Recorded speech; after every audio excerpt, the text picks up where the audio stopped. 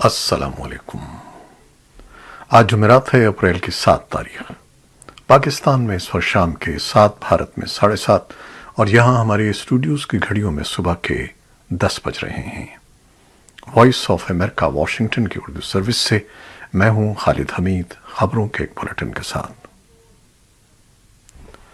Speaker rolling از خود notice case میں supreme court of Pakistan کے 5 رکنی بینچ نے فیصلہ محفوظ کر لیا ہے، جو افطار کے بعد شام 7:30 بجے سنایا جائے گا۔ سماعت کے اختتام پر بلاول بھٹو زرداری کی طرف سے حکومت گرانے کا مقصد انتخابی اصلاحات بتانے پر چیف جسٹس عمر عطا بندیال نے انتخابات کے لیے تجاویز بھی مانگ لی ہیں۔ چیف جسٹس کی سربراہی میں سپریم کورٹ کے 5 رکنی لارجر بینچ نے اسپیکر رولنگ از خود نوٹس کیس کی سماعت کی۔ اس کیس میں اپوزیشن کے تمام وکلاء کے دلائل مکمل ہو چکے ہیں اور آخری دن اسپیکر کے وکیل نعیم بخاری، عمران خان کے وکیل امتیاز صدیقی اور اٹارنی جنرل خالد جاوید نے دلائل دیے۔ سماعت کے آخر میں کمرہ عدالت میں جذباتی ماحول تھا، جہاں اپوزیشن جماعتوں کے رہنماؤں نے عدالت سے اپیل کی کہ آئین شکنی کے اس فیصلے کو واپس لیا جائے۔ چیف جسٹس نے ریمارکس دیے کہ سیاست میں سب کا احترام ہے، لیکن ان کا کہنا تھا کہ ایک بات تو واضح نظر آ رہی ہے کہ اسپیکر کی رولنگ غلط ہے۔ وفاق اور پاکستان کے سب سے بڑے صوبے پنجاب میں پاکستان تحریک انصاف کی حکومتوں کو گرانے کی حزب اختلاف کی کوششوں کے نتیجے میں پیدا ہونے والے سیاسی بحران کے باوجود خیبر پختونخوا میں حالات معمول کے مطابق ہیں، تاہم وزیر اعلیٰ محمود خان اور ان کی کابینہ میں شامل وزراء اپنے اپنے حلقوں اور علاقوں میں ترقیاتی اور فلاحی منصوبوں پر جلد از جلد کام شروع کرنے کے حوالے سے سرگرم عمل ہیں۔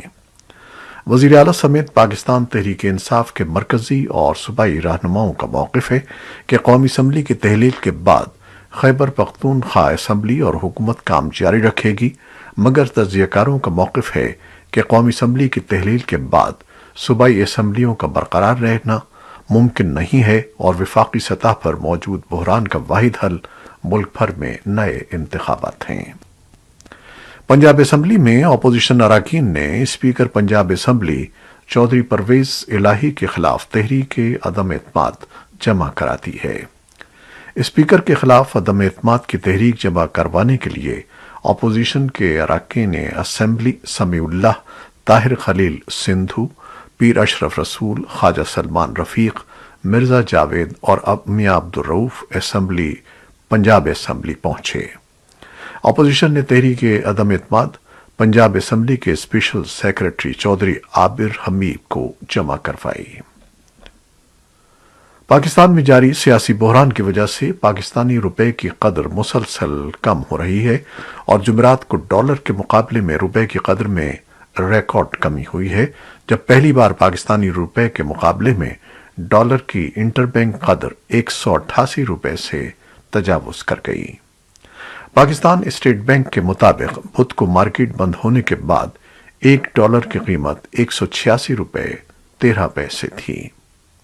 گزشتہ چند ہفتوں کے دوران پاکستانی روپے کی قدر میں مسلسل کمی واقع ہو رہی ہے اور 4 مارچ کے بعد سے انٹر بینک میں ڈالر کی قیمت میں لگ بھگ 10 روپے کا اضافہ ریکارڈ کیا گیا ہے۔ اور اب یوکرین روس تنازع کے بارے میں تازہ ترین معلومات۔ امریکی ایوان نمائندگان نے بدھ کی رات یوکرین میں مبینہ مظالم کی جنگی جرائم کی تحقیقات کا مطالبہ کرنے کے واسطے ووٹ دیا۔ اخبار نیو یارک ٹائمز نے یہ رپورٹ دی ہے۔ قانون سازوں کا ووٹ ایسے وقت میں آیا ہے جب یوکرین میں کیف کے آس پاس کے قصبوں، خاص طور پر بوچا اور محاصرہ شدہ بندرگاہی شہر مریاپول میں شہریوں کی ہلاکتوں کی بین الاقوامی سطح پر مذمت جاری ہے۔ امریکہ کی وزیر خزانہ جینٹ ییلن نے بدھ کو ایوان نمائندگان کی فائنینشل سروسز کمیٹی کو بتایا کہ روس کے اقدامات کے باعث یوکرین اور اس سے باہر کی دنیا میں بہت زیادہ معاشی اثرات مرتب ہوں گے۔ انہوں نے کہا کہ روس کا یوکرین پر حملہ اور بوچا میں عام شہریوں کی ہلاکتیں قابل مذمت ہیں۔ جینٹ ییلن نے مطالبہ کیا کہ روس کو 20 بڑی اقتصادیات کے فورم سے نکال دینا چاہیے۔ پینٹاگون نے بدھ کے روز کہا کہ یوکرین میں جاری لڑائی کا جائزہ لیا گیا ہے، جس سے پتہ چلتا ہے کہ یوکرین روس کے خلاف جنگ جیت سکتا ہے۔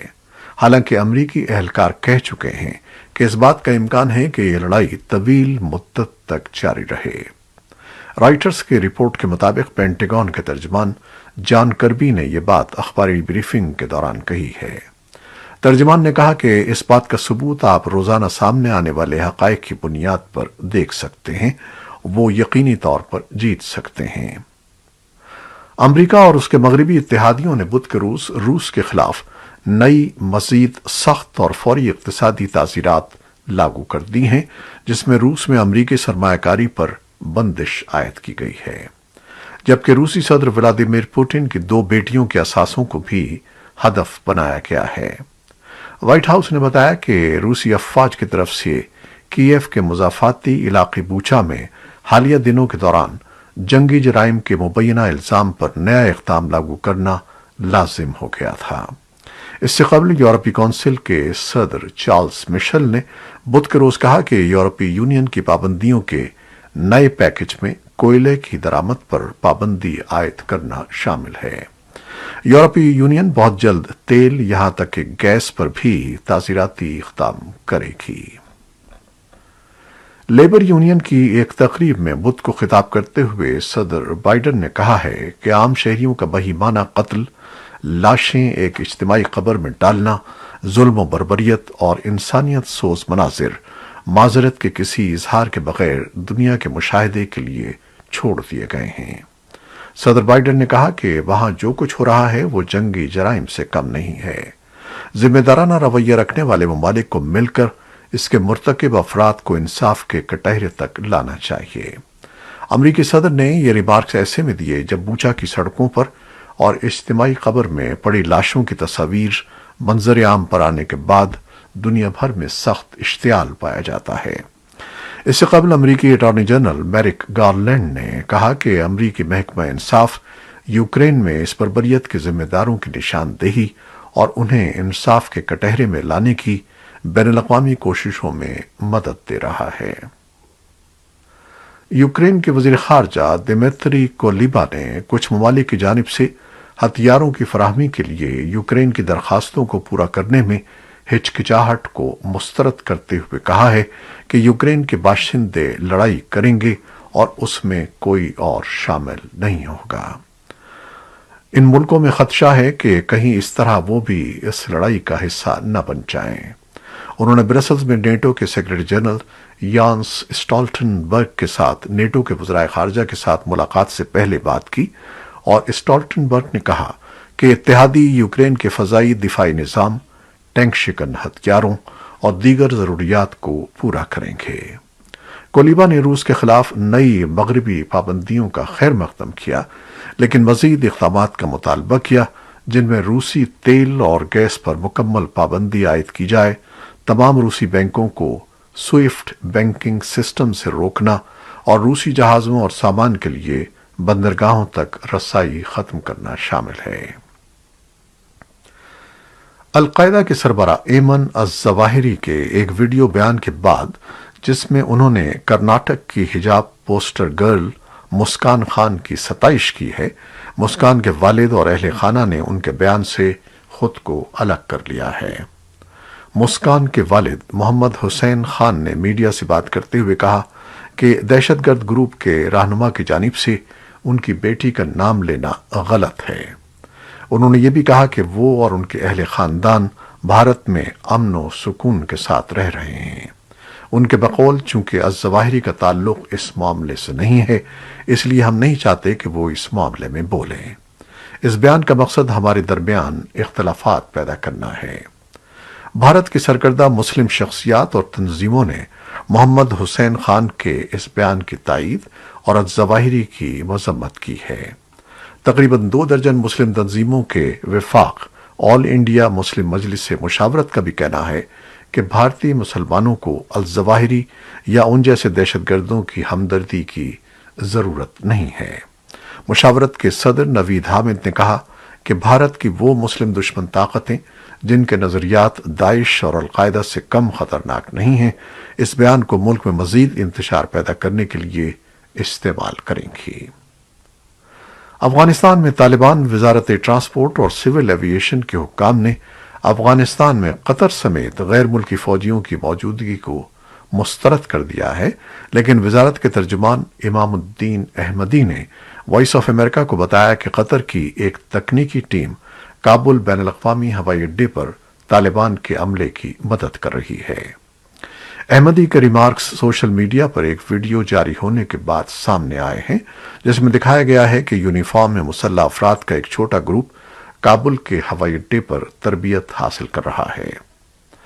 امام الدین احمدی نے کہا کہ وہ سوشل میڈیا پیجز پر شائع ہونے والی ویڈیو کی تاریخ کی تصدیق نہیں کر سکتے، لیکن انہوں نے اصرار کیا کہ تربیت حاصل کرنے والوں میں کوئی غیر ملکی نہیں ہے۔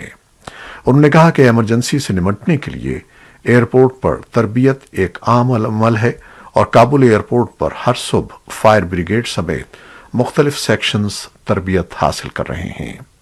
اسی دوران ایک بیان میں کہا گیا ہے کہ طالبان حکومت کے نائب وزیر اعظم ملا عبد الغنی برادر نے وزارت خارجہ کو ہدایت کی ہے کہ وہ قطر کی وزارت خارجہ سے کابل ہوائی اڈے پر تکنیکی کارروائیوں کے بارے میں تبادلہ خیال کے لیے تاریخ کا تعین کرے۔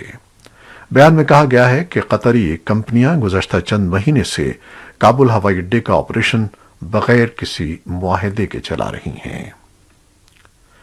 ایک افغان تنظیم نے آج جمعرات کو لڑکیوں کی تعلیم اور اسلام کی روشنی میں ان کے حل پر افغان علماء کے مکالمے کا اہتمام کیا۔ شرکاء میں خواتین کارکنان اور علماء بھی شامل تھے۔ ان کا کہنا ہے کہ اسلام میں لڑکیوں کی تعلیم کی اجازت ہے۔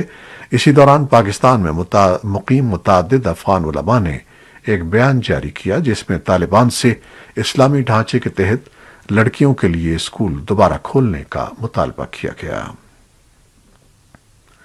برطانوی شہری الشفیع الشیخ کے دہشت گردی کے مقدمے کے جیوری ارکان جذباتی شہادتیں سن رہے ہیں۔ مقدمے کی سماعت ورجینیا کے کمرہ عدالت میں دوسرے ہفتے بھی جاری رہی۔ مقتول امریکی یرغمال پیٹر کیسک کے والد نے بدھ کے روز اس خط کے اقتباسات پڑھے جو ان کے بیٹے نے اپنے قتل سے پہلے کے چند مہینوں میں لکھے تھے۔ اس خط میں کیسک نے اپنی زندگی کی امید کا اظہار کیا تھا۔ جیوری نے ایک زندہ بچ جانے والے فرانسیسی یرغمالی سے اس کا احوال بھی سنا، جس نے مختصر وقت میں فرار میں کامیابی کے بعد خود پر ہونے والے تشدد کے بارے میں تفصیل بتائی۔ الشیخ پر الزام ہے کہ اس نے یرغمال بنانے کی اسکیم میں اہم کردار ادا کیا، جس کے نتیجے میں 3 امریکیوں کے سر قلم کر دیے گئے۔ ترکی کی ایک عدالت نے صحافی جمال خاشقجی کے قتل میں ملوث 26 سعودیوں کے مقدمے کی سماعت روک دی ہے اور کارروائی کو سعودی عرب منتقل کرنے کا حکم دیا ہے۔ ان سعودیوں کی غیر موجودگی میں ان پر خاشقجی کے قتل کا مقدمہ چلایا جا رہا تھا۔ سن 2018 میں خاشقجی اپنی ترک منگیتر سے شادی کے لیے کاغذات حاصل کرنے کے لیے استنبول میں سعودی قونصل خانے میں داخل ہوئے، لیکن واپس نہیں آئے۔ سعودی شاہی خاندان کے شدید ناقد خاشقجی کے قتل نے دنیا کو چونکا دیا۔ 1 سال قبل جاری ہونے والی امریکی انٹیلیجنس رپورٹ میں کہا گیا تھا کہ سعودی شہزادے محمد بن سلمان نے خاشقجی کو مارنے اور پکڑنے کے لیے آپریشن کی منظوری دی تھی۔ اس مقدمے کی سماعت سن 2020 میں 2 مسلم ممالک کے کشیدہ تعلقات کے درمیان شروع ہوئی تھی، لیکن ترکی نے سعودی عرب کے ساتھ تعلقات کو بہتر بنانے کی کوشش کی ہے، کیونکہ وہ اپنی مشکلات کا شکار معیشت کو فروغ دینے کے لیے سرمایہ کاری کا خواہاں ہے۔ انسانی حقوق کی تنظیموں نے ترکی کی عدالت کے مقدمے کو سعودی عرب منتقل کرنے کے فیصلے کی مذمت کی ہے۔ یمن کے صدر عبد الباہی منصور ہادی نے اپنے اختیارات سے دستبردار ہو کر ملک کی قیادت ایک صدارتی کونسل کو سونپ دی ہے اور اسے ملک میں حوثی باغیوں کے ساتھ تنازع کے خاتمے کے لیے مذاکرات کا کام بھی دیا ہے۔ سرکاری خبر رساں ایجنسی سابا کی طرف سے جمعرات کی صبح شائع ہونے والے ایک اعلان میں کہا گیا ہے کہ ہادی کے مشیر اور سابق وزیر داخلہ راشد العلیمی اس کونسل کی قیادت کریں گے، جس میں 7 دیگر اراکین بھی شامل ہیں۔ یمن کے لیے اقوام متحدہ کے ایلچی ہانس گرنڈبرگ نے بدھ کو کہا کہ متحارب فریقوں کے درمیان گزشتہ ہفتے 2 ماہ کی جنگ بندی کا اعلان کیا گیا ہے، جس کے نتیجے میں تشدد میں نمایاں کمی ہوئی ہے۔ اس تنازع میں 1.5 لاکھ سے زیادہ افراد ہلاک ہوئے ہیں اور یمن میں دنیا کے بدترین انسانی بحرانوں میں سے ایک کا سامنا ہے۔ ایران نے اپنی ان مشینوں کو جن پر سینٹریفیوجز میں استعمال ہونے والے پرزے بنائے جاتے ہیں، کرچ میں قائم اپنی تنصیب سے ایک نئے مقام نتانز منتقل کر دیا ہے۔ سینٹریفیوجز وہ مشین ہے جس کے ذریعے خام یورینیم کو اعلیٰ سطح پر افزودہ کیا جاتا ہے تاکہ اسے جوہری ری ایکٹر میں استعمال ہونے کے قابل بنایا جا سکے۔ سینٹریفیوجز کے پرزے تیار کرنے والی مشینیں اس سے پہلے کرچ کی ورکشاپ میں نصب تھیں، مگر اب اس ورکشاپ کا استعمال ترک کر دیا گیا ہے۔ نتانز ایران کی ایک اہم اور حکمت عملی کی حامل جوہری تنصیب ہے جسے ایران وسعت دے رہا ہے۔ اقوام متحدہ کے جوہری توانائی کے نگراں ادارے کا کہنا ہے کہ ان مشینوں کو نتانز منتقل کرنے سے چند ہفتے قبل ایران نے اصفہان میں بھی سینٹریفیوجز کے آلات بنانے والی ایک تنصیب قائم کی تھی۔ سوڈان میں اکتوبر میں ہونے والی فوجی بغاوت کے خلاف ہزاروں شہری نئے مظاہروں کے لیے سڑکوں پر نکل آئے ہیں۔ اس بغاوت کی وجہ سے ملک کو سیاسی بحران کا سامنا ہے اور اس کی معاشی پریشانیوں میں اضافہ ہوا ہے۔ یہ مظاہرے حکمراں جرنیلوں پر دباؤ ڈالنے کی کوششوں میں تازہ ترین کوشش ہے۔ عالمی ادارہ صحت کا کہنا ہے کہ مارچ کے اوائل میں کووڈ کے نئے کیسز میں اضافے کے بعد دنیا بھر میں نئے کیسز اور اموات کی تعداد میں مسلسل دوسرے ہفتے کمی آئی ہے۔ WHO نے اپنی ہفتہ وار اپ ڈیٹ میں رپورٹ کیا ہے کہ پچھلے ہفتے کے مقابلے میں 3 اپریل کو ختم ہونے والے ہفتے کے دوران نئے کیسز کی تعداد میں مجموعی طور پر 16% کمی واقع ہوئی ہے۔ 3 اپریل سن 2022 تک عالمی سطح پر 489 ملین سے زیادہ کیسز اور 60 لاکھ سے زیادہ اموات کی اطلاع ملی تھی۔ ایجنسی نے کہا ہے کہ کووڈ سے عالمی سطح پر ہونے والی اموات میں تیزی سے کمی آئی ہے۔ یہ تھیں وہ خبریں جو فیس بک لائیو پر ہم نے آپ کے لیے پیش کی۔ ہماری ویب سائٹ، یوٹیوب اور پوڈ کاسٹ پر یہ بلیٹن پوسٹ کر دیا جاتا ہے۔ آپ ہمارے بلیٹن کو شیئر کرتے ہیں اور اپنے کمنٹس میں اپنی دعاؤں اور محبتوں کا اظہار کرتے ہیں، جس کے لیے ہم آپ کے بےحد مشکور ہیں۔ اپنی ان محبتوں کو جاری رکھیے گا۔ خالد حمید کو اب اجازت دیجیے گا۔ اللہ حافظ۔